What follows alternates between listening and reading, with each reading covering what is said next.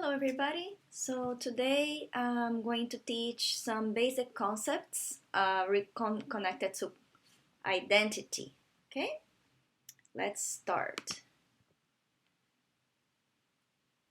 The first three concepts are ontology, epistemology, and axiology. Ontology is the study of being. So when you are using ontology, you should ask yourself, who am I? Epistemology is the study of knowledge. So in communication studies, when trying to find out your epistemology, you should ask, who have I been taught to be? By your parents, your neighbors, your teachers, society in general. Who have they taught you that you should be? Okay? Who should you be as a person, as a student, as a girl, as a boy, as a Chinese person? I don't know. Now, axiology is the study of values. So, when you are using axiology, you should ask yourself, what is right? What is wrong? What is important? What do I believe in? So this is a matter of ethics and morals, okay? For example, I'm going to explain to you my ontology and epistemology and axiology, okay? In terms of ontology, I am a Japanese Brazilian woman from the Amazon region. I am a professor, a middle class, cisgender, heterosexual, able-bodied, and I am in my 30s in terms of age. So this is who I am, okay? And it's very hard to change, although it does change in different contexts, in time and space, okay? Now, epistemology. Who have I been taught to be? I will give you an example. When I was a child, I was taught to be a good girl. For example, my Japanese grandmother scolded me when I whistled because she said that whistling was for boys. So when I was going around the house doing, my grandmother used to say, no, a good Japanese girl doesn't do that, right?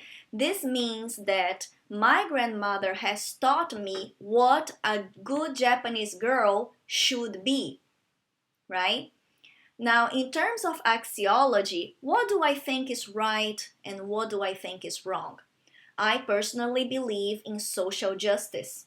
I think that everybody has the responsibility to try to make the world a better place for future generations. I, for example, believe that it is wrong for very few people to have a lot of money and a lot of people to be very poor. This is what I believe in, right? This is what I think is right and what I think is wrong, okay? How about you? I would like you to take a moment and think about your ontology, who you are, your epistemology, who society has taught you to be, and your axiology. What do you think is ethical? What do you think is unethical? Okay? Now, what is identity? Identity is how I identify myself, how other people identify me, and the relation between my identity and other people's identities. For example, I could say that I am a black person, but would society treat me like a black person? No, they wouldn't. So even though I do have some African heritage, like almost all Brazilians do, I cannot identify myself as black because society would keep treating me not as an African or black person, right? So this means that how I identify myself is not enough, right? It's very important for us to take into consideration how other people identify you. So, when I am in Brazil, people usually treat me like a Japanese person because Japanese people are a minority in Brazil. When I am in Japan, Japanese people usually treat me like a foreigner, like a Latin American person, like a Brazilian person, right? So you can see that both how I identify myself and how other people identify me make my identity. I am a Japanese Brazilian person, but society treats me differently in different contexts, okay? It's very important for us to know also the relation between my identity and other people's identities. For example, I was raised in the Amazon region in Brazil. The Amazon region is the poorest region in the country. So when I am back home in my hometown, Belém, I am considered a middle class person. When I was at school, growing up, and I studied in a public school, most of my classmates were lower class or lower middle class. So they usually considered me to be middle class. On the other hand, when I visited my mother's family in São Paulo, in the southeast of Brazil, which is the wealthiest region of the country, I was usually considered poor or lower middle class. So you can see that the perception of my class changes in space, right?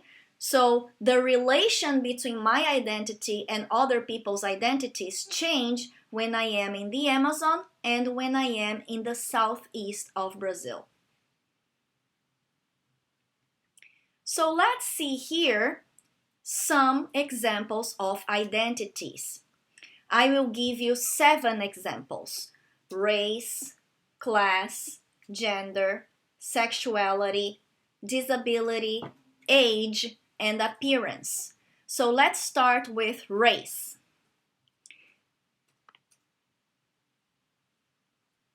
So a race can be Asian, Black, White, Native American, Latinx, Chicanx, Chicanx, Latin American, Pacific Islander, etc.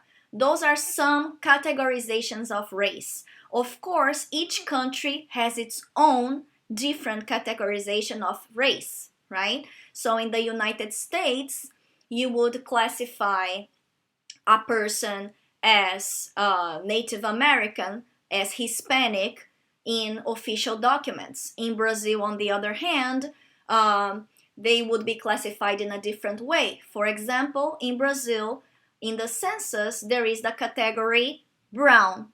If you are a brown person, you would check that box, right?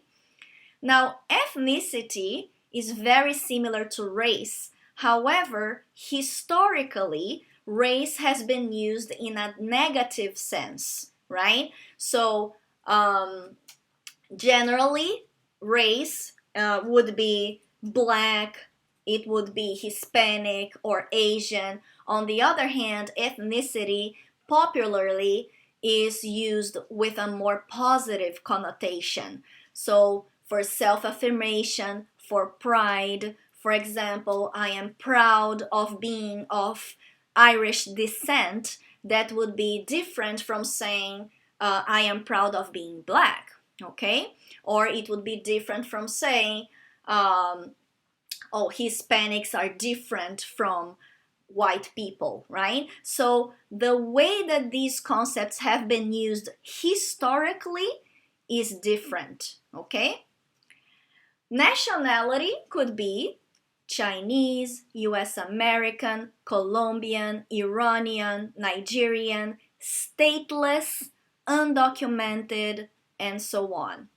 Now, most of my students right now are Han Chinese. So, according to this classification, most of you would probably say that you are Asian or East Asian, Chinese, and of Han ethnicity, right? So I would like you to think about who you are.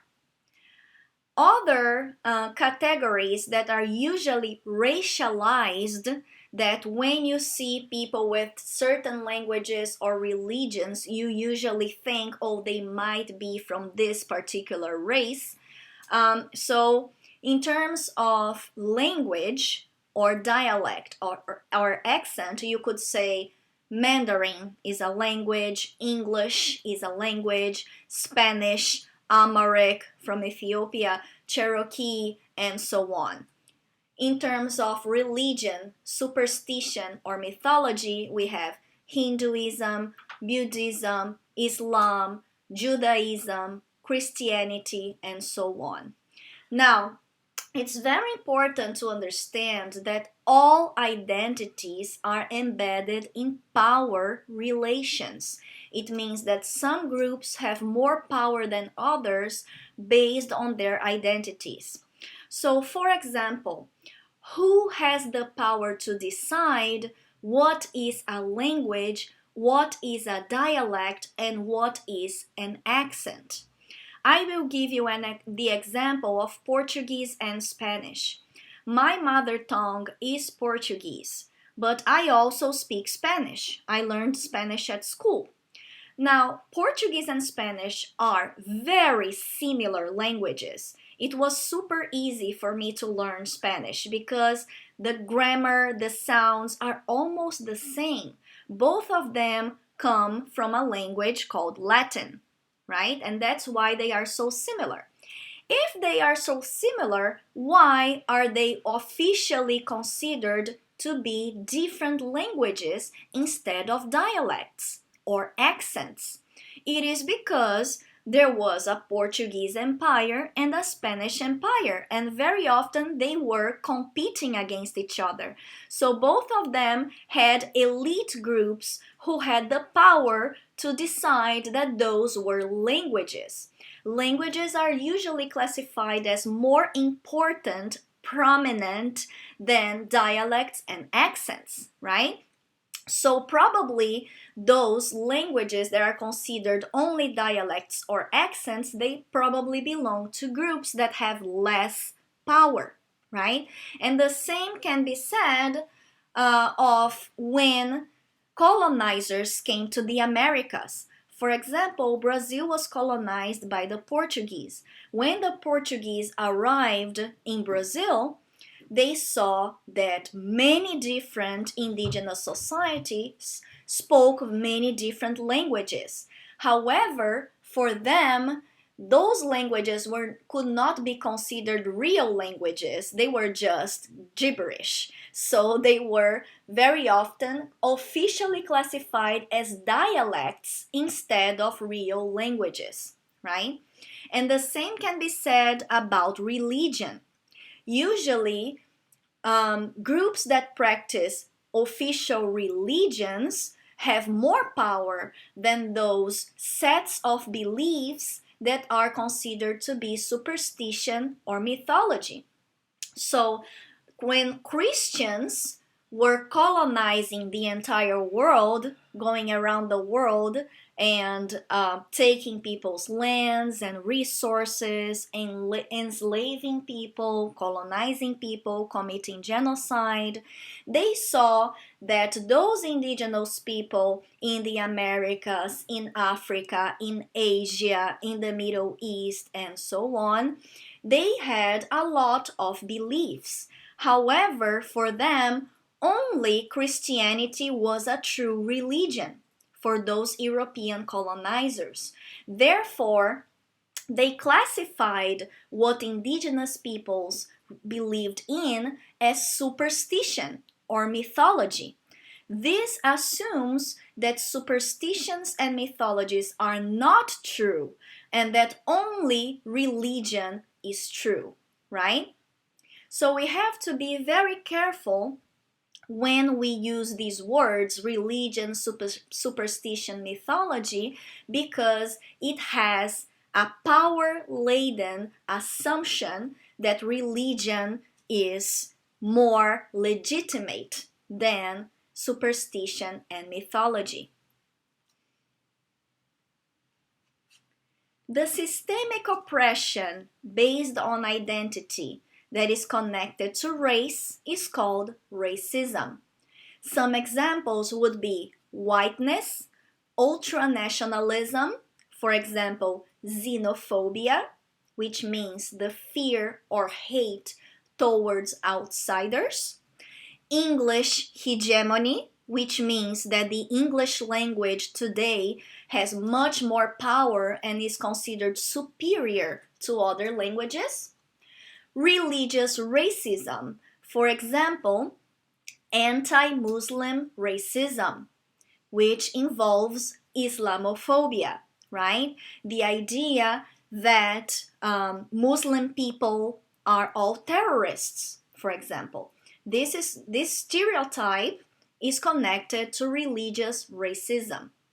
Whiteness is the most prominent racism today in the world. Whiteness is a type of racism that is based on white supremacy. And white supremacy is an ideology that says that white people are superior to other races. So if you want to learn more about whiteness, I suggest that you enter a website called Whiteness Project. It is very interesting. The second set of identities is of class. So class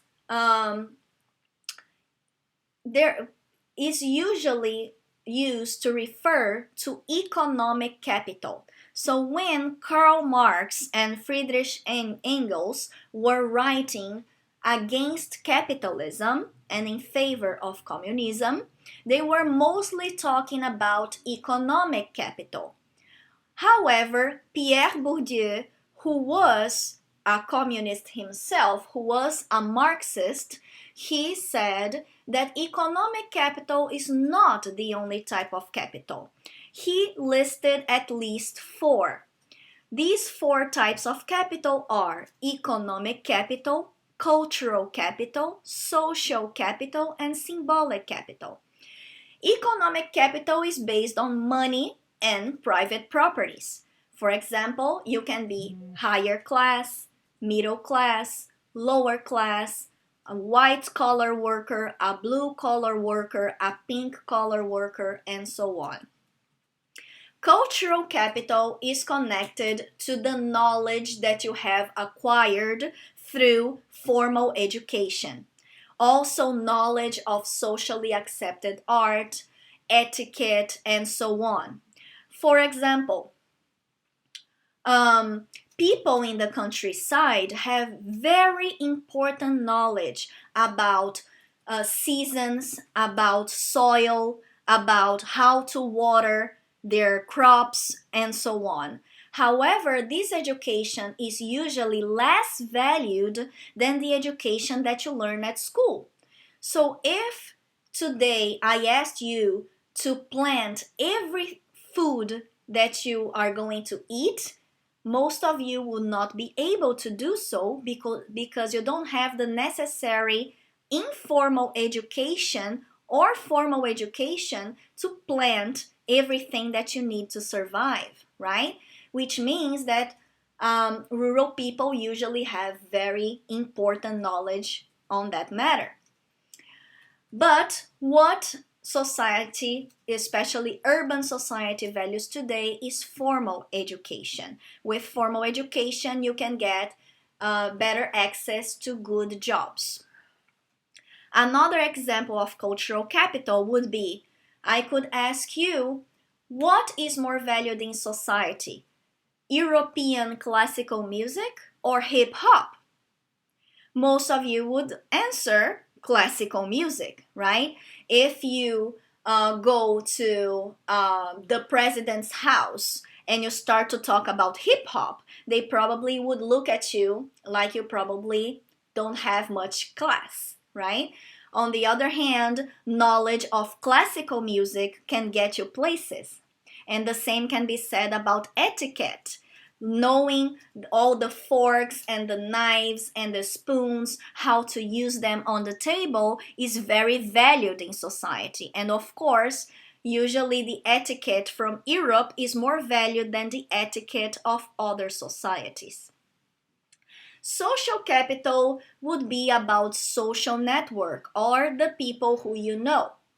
Today, most people in most countries get jobs by knowing important people who can give them jobs.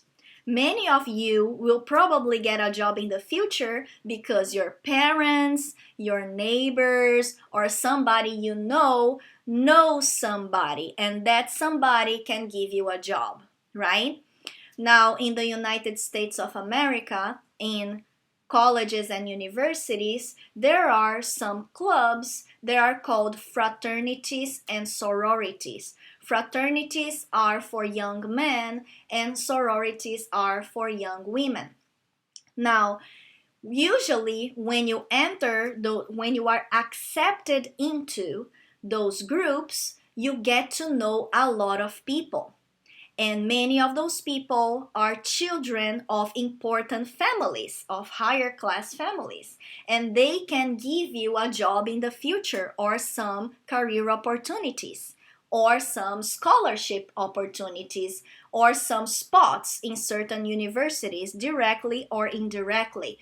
So some people have more social capital than others because they know important people who can give them opportunities in the future. Okay? And symbolic capital is social status. This means the recognition that you have economic capital, cultural capital, and social capital.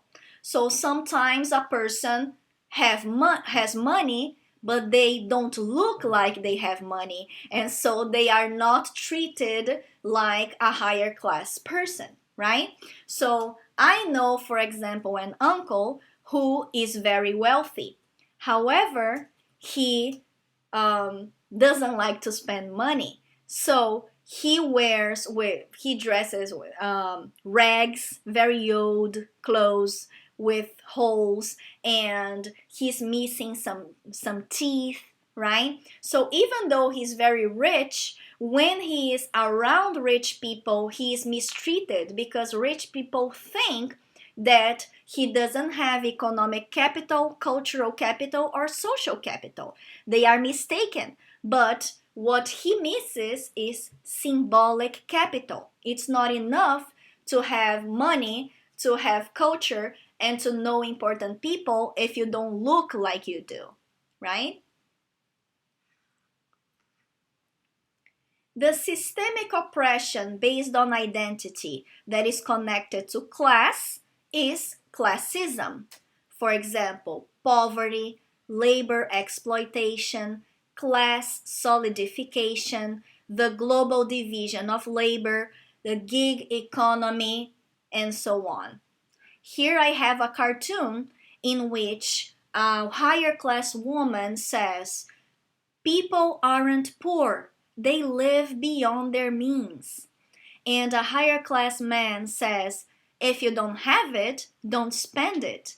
Here we can see a homeless person with a sign asking for help, and another homeless person is sleeping on the sidewalk.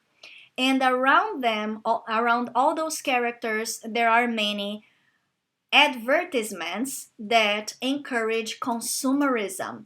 So we can see how sometimes people who are of the middle class, of the higher class, do not have empathy towards those of the lower class because they cannot put themselves into lower class people's shoes, and because they believe in meritocracy, the myth that everything you have, you've earned it, that everything you have is only due to your merit because of your talent, your hard work, your intelligence, rather than because you were just lucky to be born into a middle class or higher class family, because your family have more economic capital, cultural capital, social capital, and symbolic capital, or because of any other factors that do not necessarily mean that you deserve more than others. Gender. So there are almost infinite types of gender. Even though today's society still believes in a binary understanding of gender, that means only women and men exist, the truth is that there are many genders. For example, you can be a woman or a man, you can be cisgender, which means that when you are born, the doctor assigns you a sex, and then when you are growing up, you still feel like you are of that same sex. That means that you are cisgender. You can also be genderqueer. You can be transgender, gender fluid, gender non-conforming, intersex, and so on. To be genderqueer means that you don't fit into the binary category of woman or man. To be transgender means that you are moving from one gender to another.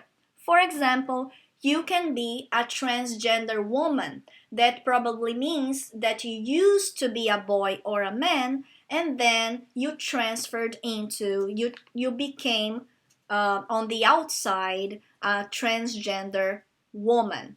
A transgender woman is a woman just as much as a cisgender woman.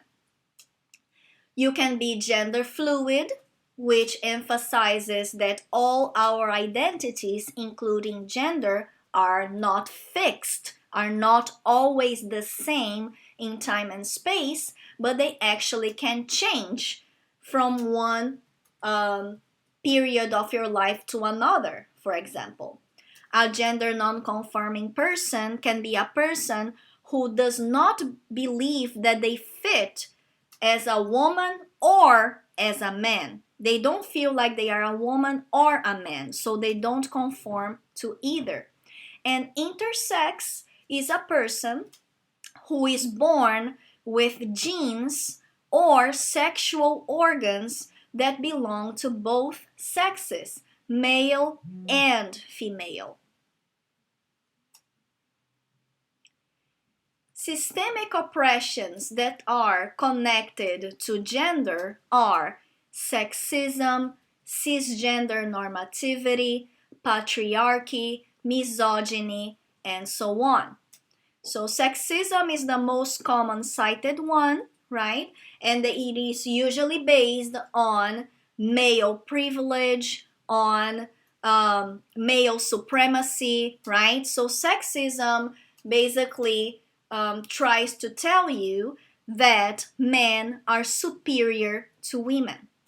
Cisgender normativity is when we forget that gender is fluid and it just assumes that everybody is cisgender when that's not true.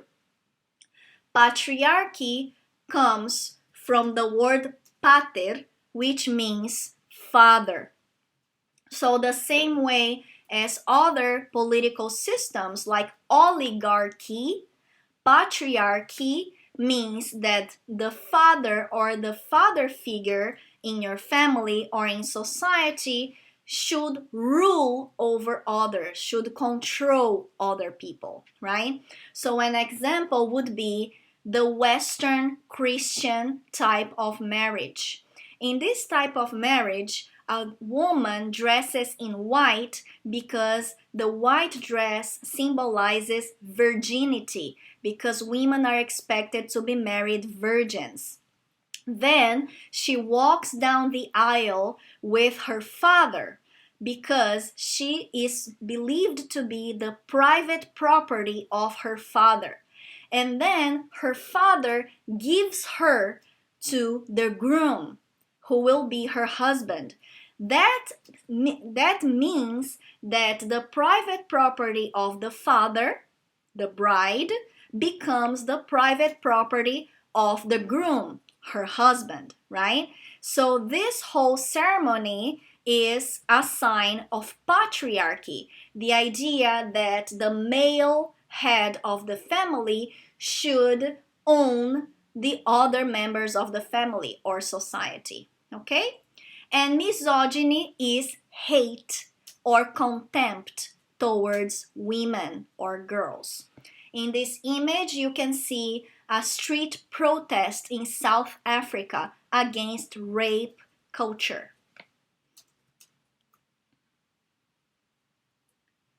The next identity is sexuality.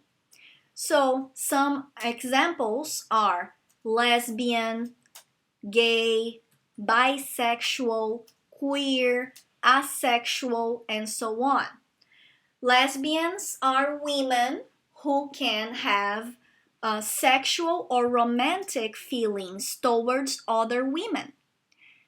Gays can be either lesbians or they can be men who are sexually or romantically or both attracted to other men.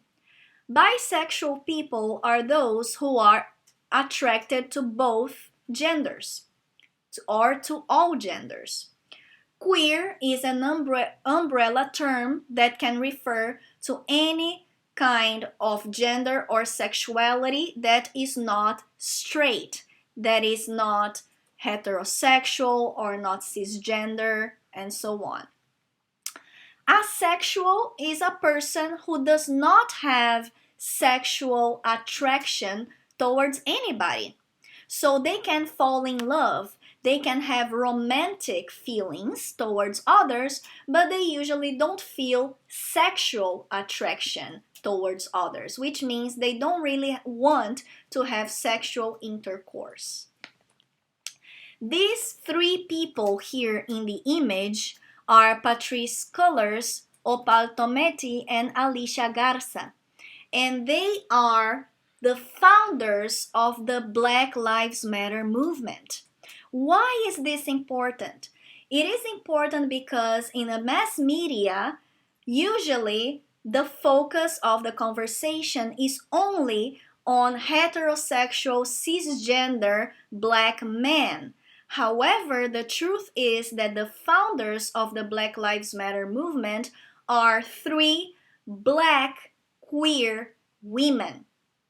Unfortunately, because our identities all intersect with each other and systemic oppressions intersect with each other, because those three women are women instead of men, queer instead of straight, and black instead of white, they are marginalized in many different ways, right? And because of that, it is usually ignored that they are the founders of the movement.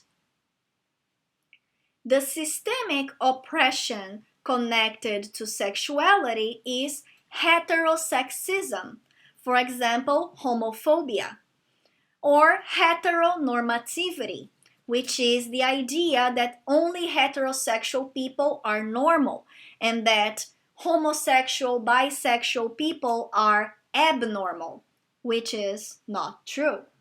As we already know, officially in most countries, the associations of psychologists and psychiatrists have already declared that homosexuality is not a disease. And here we can see the example of an Indian movie in which two women fall in love. And we also have here a symbol saying love is love, no matter what kind of love. The next identity is disability. So, for example, you can be able-bodied, which means that you do not have physical or mental disabilities. You can have visible and invisible disabilities. For example, if you are on a wheelchair, that's probably very visible, very easy to see. But if you have chronic pain or cancer, it may not be as visible, right? You can have mental or you can have physical illness. You can have cognitive or phenotypical variation, and so on. And here I am giving you the example of a television show on Netflix that is called Atypical. This television series is about a young man, a teenage boy, who is in the spectrum. It means that he has autism. And it talks about his relationship with family and friends. I highly recommend it. The systemic oppression connected to ability is called ableism. And ableism assumes that people who are able-bodied are superior to people who have disabilities, or that people who are able-bodied are normal and people who have disabilities are abnormal. That's called corporal normativity, since corpo in Latin means body. And I have also a table here that explains to you how some words are ableist, that you should not say them because they belittle those who have disabilities. For example, when you say, "Oh, this is insane," you are basically saying that this is something that people with mental disabilities would do or would look like, right? But that's not what you actually want to say literally. So instead of saying insane, you could say unreal. Instead of saying crazy, you could say unbelievable. Instead of saying psycho, you could say jerk, and so on. Why? Because the word crazy, insane are so negative that people who actually have mental disabilities very often do not want to treat themselves. They do not want to go to a psychologist or a psychiatrist to do anything about it because they are afraid that others will start to see them as crazy. And that's very bad for their health. All of us should go to a psychologist. There's nothing wrong with that. It's very good for us. So, because those words are very charged and have negative connotations, let's try to use words that are not bad for this group of people. The next identity is age.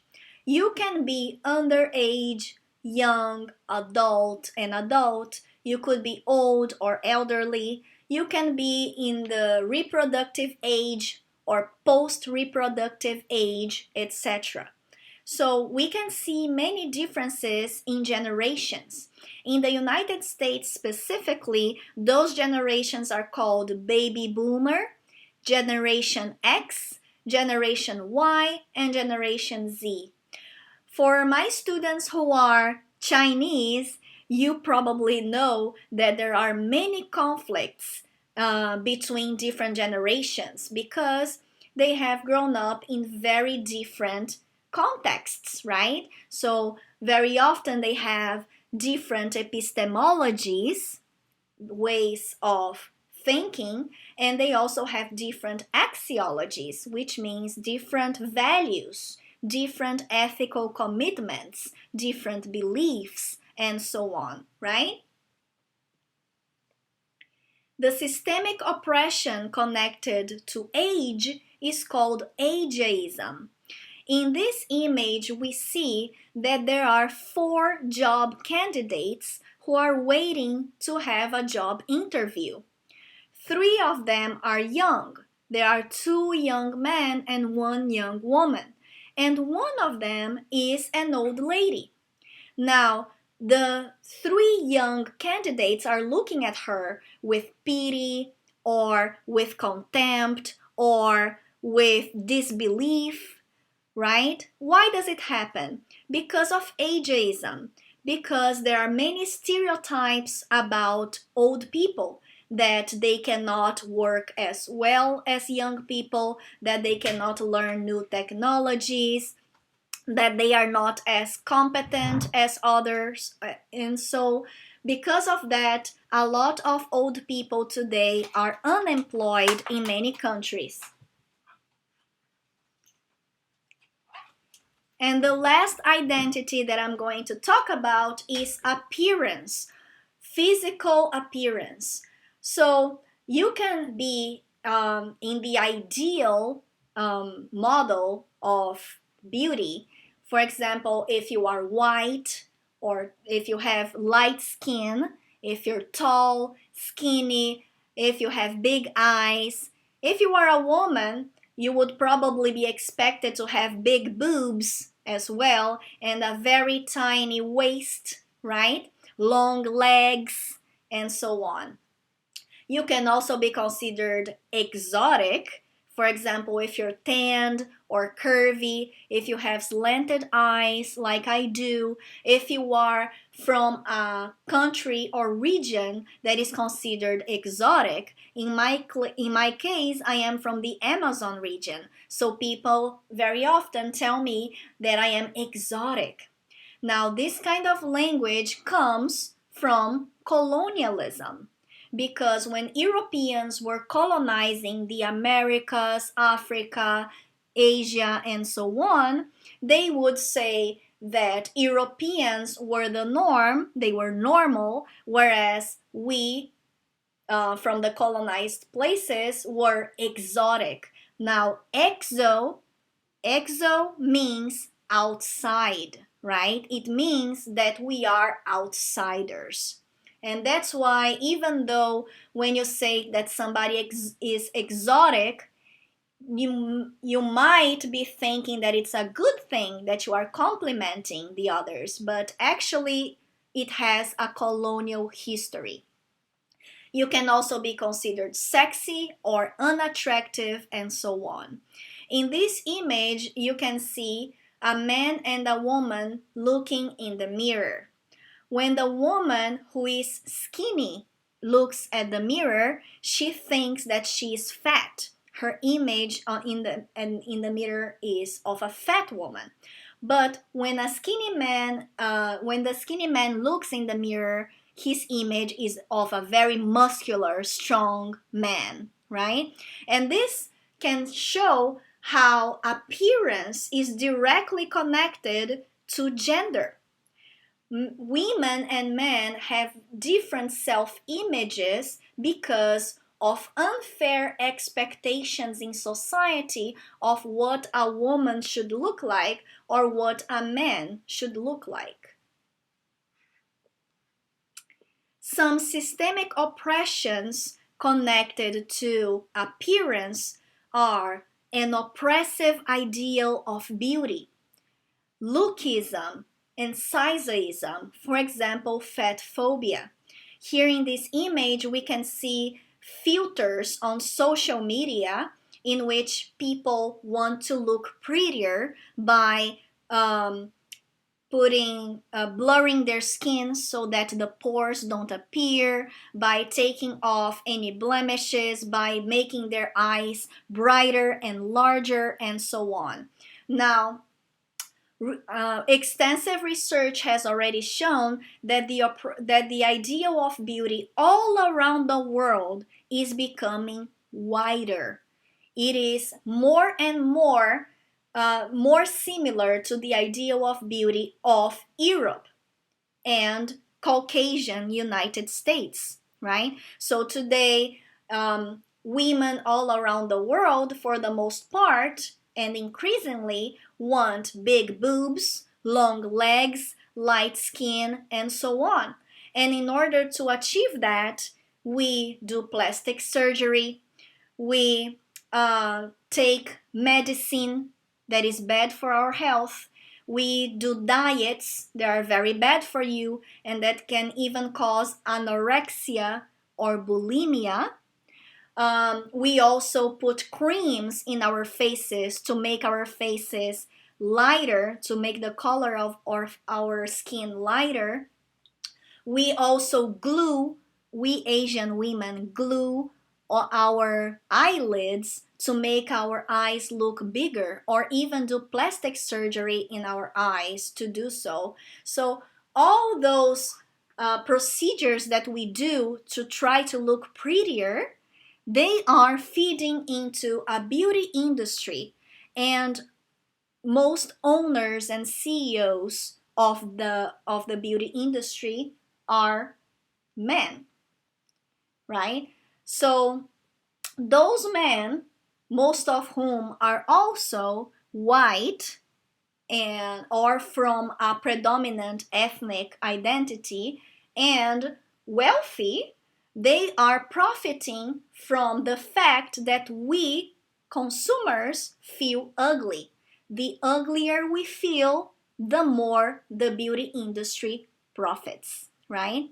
So this is called lookism, especially in South Korea, right? This is a very trendy concept right now in South Korea. Sizeism is the systemic oppression that says that only skinny people are pretty. And that also dehumanizes people who are considered to be overweight, people who are considered to be fat, right? So the truth is, all of us are beautiful. However, advertising, movies, television series, anime, and so on make us feel ugly. And the uglier we feel, the more products we buy and the more plastic surgeries we go through. Now I'm going to teach you two methods, positionality and self-reflexivity. This is very important because, for example, as a college student, you may want to do ethnography, or you may want to interview people to do research. However, you have to have in mind that you are in a different power position than those people that you are interviewing or that you are studying, right? And for this and many other reasons, it's very important that you always apply positionality and self-reflexivity. Positionality tries to answer these questions. What are my identities? How do I perceive myself? How do others perceive me? So in this image here, we can see a screenshot of the movie Crazy Rich Asians from 2018. And in this movie, the main character, Rachel, she sees herself as a well-accomplished Chinese powerful woman who is a university professor, but unfortunately, her fiance's grandmother sees her in a very different way, in a negative way. So sometimes the way that I perceive myself is different from the way that other people perceive me.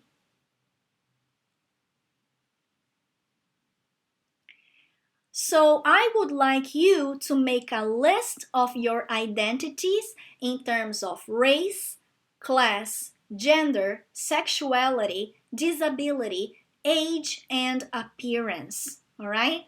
So in this image, in this photograph, you see an activity in which students have their eyes closed, and then one student goes to the middle of a circle of students and starts to talk about themselves. And then after they talk, the students who are around the speaker open their eyes, and then they say what they had assumed that the other person looked like or were like. And so through this activity, we can realize that we make a lot of mistaken assumptions about others, right? That's because sometimes the way that you see yourself is different from the way that society sees you. So I would like you now to please pause this video and try to figure out what your identities are. And The way that you see your identities, is it the same as the way that society sees your identities? Okay? The second method is called self-reflexivity. By using self-reflexivity, you would answer the following questions. How are my identities related to other people's identities? What are the power relations between me and others? What are my disadvantages and privileges? How do punishment and reward work in my life? For example, I have both disadvantages and privileges, right? So I am Japanese Brazilian. Now, in comparison to white people in Brazil, I am at a disadvantage because white people usually enjoy white privilege. On the other hand, I have privilege in comparison to people of other Asian descent. In Brazil specifically, Japanese people usually have a better reputation than Chinese people, or Taiwanese people, or Cambodians, Vietnamese, people from Laos, people from India, and so on. In many countries, certain Asian people are considered generally superior to others because of racism. So, if my identity as a Japanese Brazilian person can give me both disadvantages and privileges depending on the context, right? So I can say that one very obvious disadvantage that I have is being a woman. For example, I am scared of going out alone at night.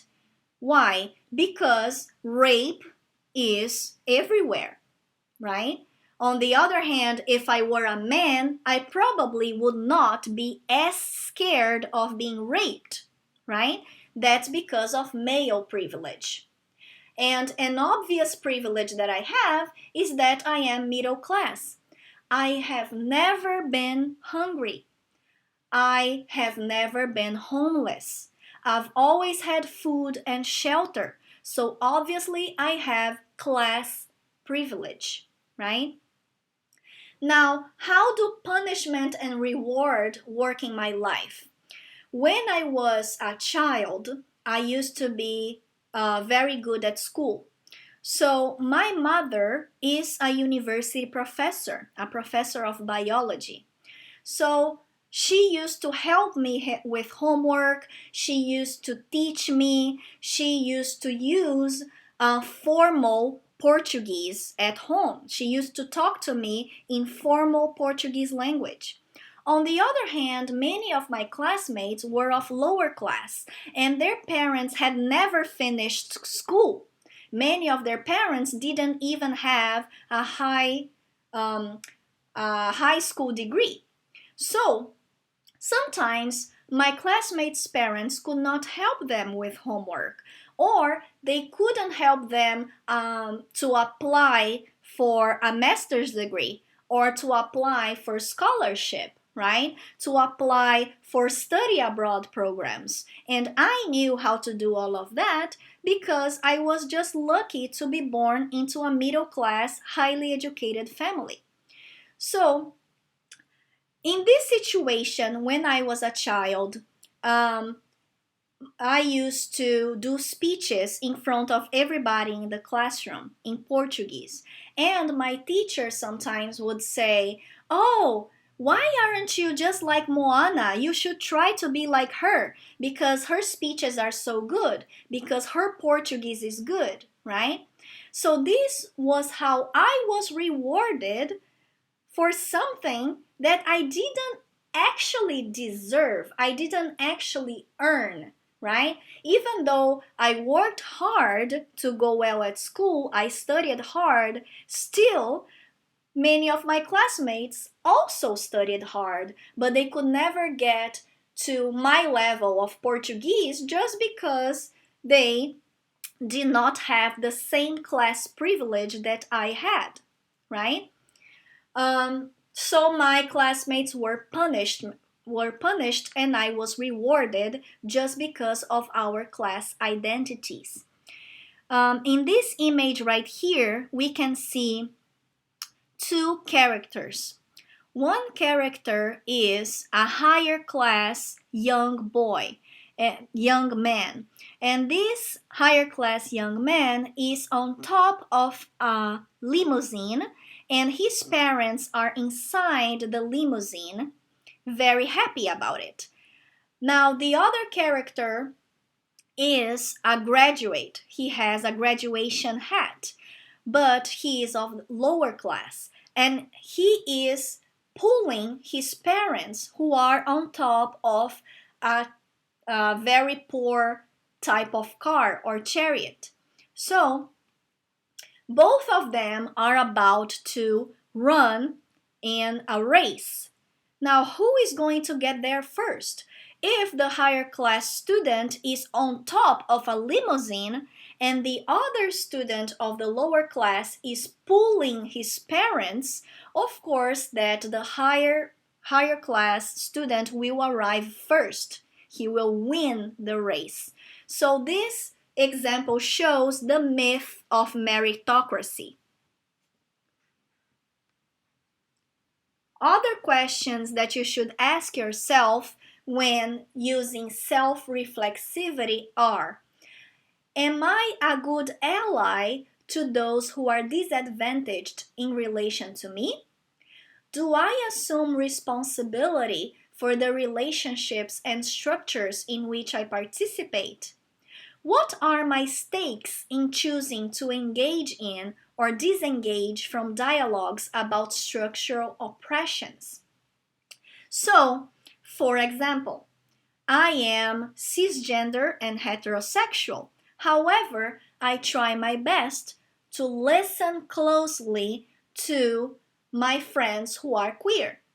And I also try to participate in queer movements and support queer initiatives. This means that I am trying my best to be a good ally to queer communities, even though I am not queer. So the question is, even though you are a man, can you be a good ally to women by becoming a feminist? Of course you can, and you should.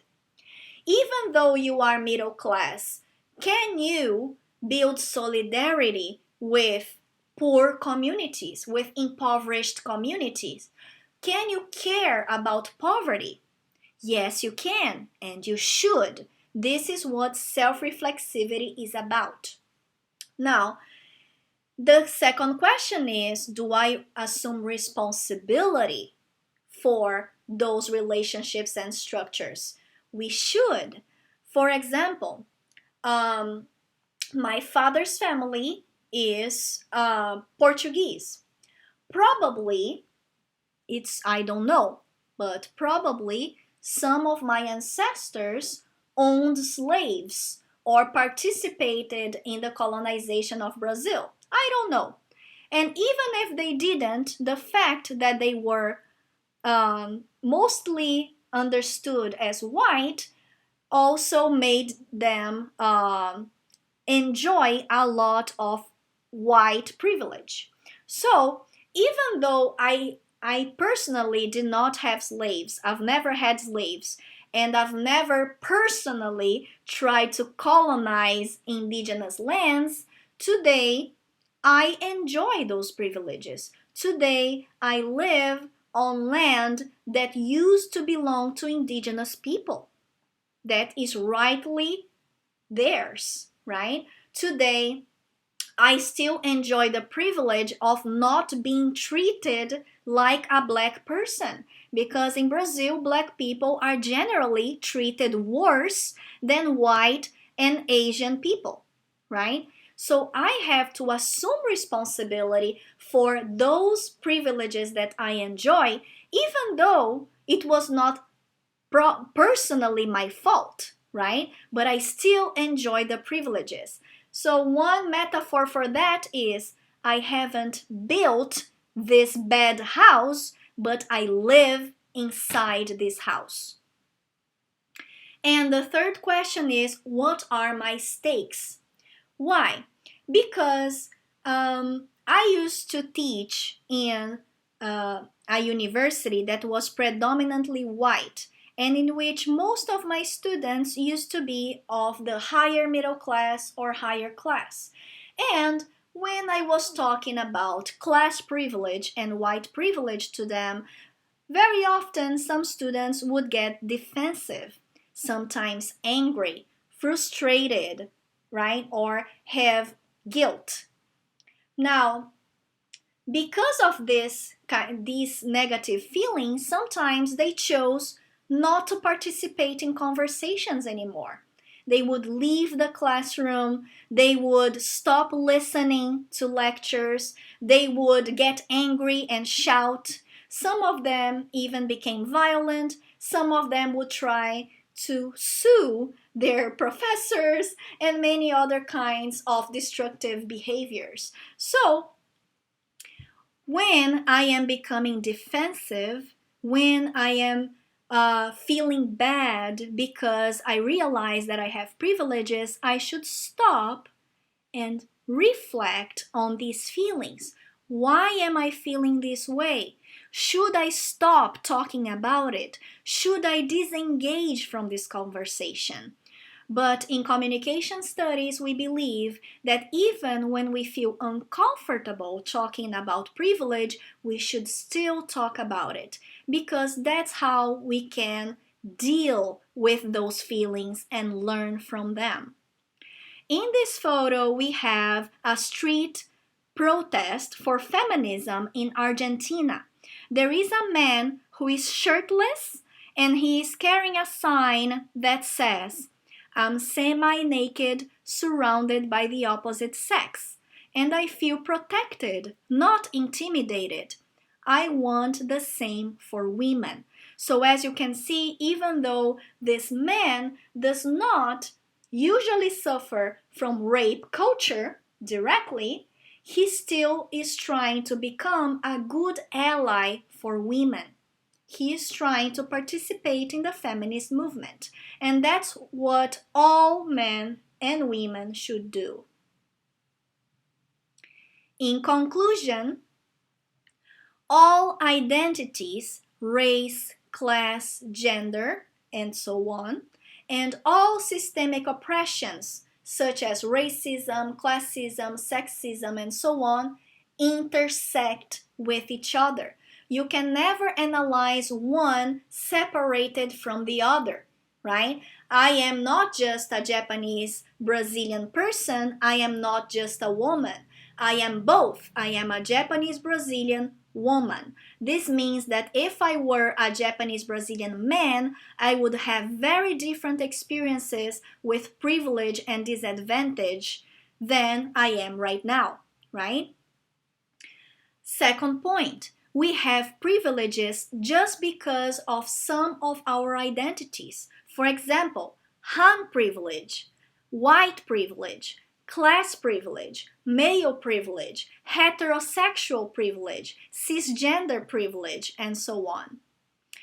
Third point, we have disadvantages just because of some of our identities.